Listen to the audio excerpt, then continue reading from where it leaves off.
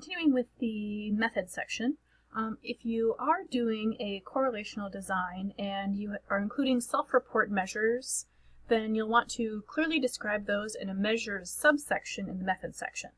So you'll provide a citation for the original authors, you'll give the official name of the measure if it exists, or otherwise you'll create a brief name for it.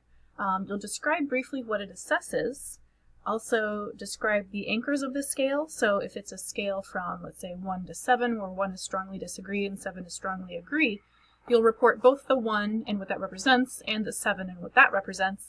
And then you'll also want to include a sample question or two so the reader will have an idea of what that measure is actually assessing. Your expected results section should include at least one figure or table. So this is where you're going to apply that practice that you got in the writings that you've done so far. Use the instructional videos from previous weeks along with the feedback from your activities in order to format those correctly. And you'll also want to be sure to refer to them in the text of your paper. Suggest descriptive statistics for your expected results. So that means averages or means and standard deviations for continuous variables, something like age or height. And then also frequencies for categorical variables. So if you're including something like socioeconomic status groups, where if you have like a high and low socioeconomic status, then you'll have the number of people in the high group and the number of people in the low group.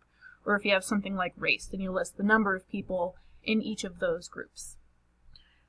For inferential statistics, things like ANOVA results, if you're comparing two groups, or if you are conducting regression, comparing the effect of one variable on the other, then you'll have, for the ANOVA results, you'll generally have like an F-test or a T-test.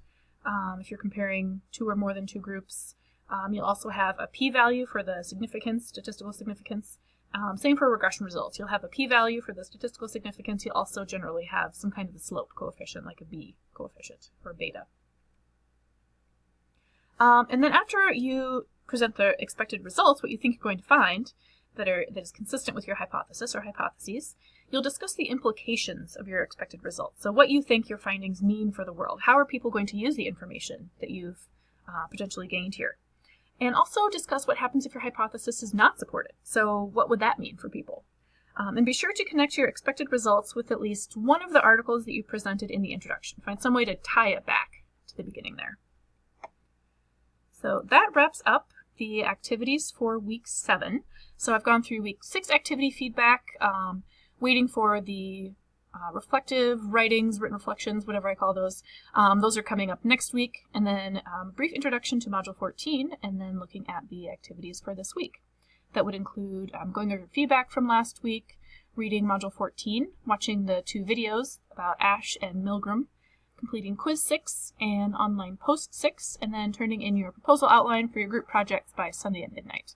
And I would be happy to answer any questions that you have, or at least lead you towards the right answer, if you email me your questions.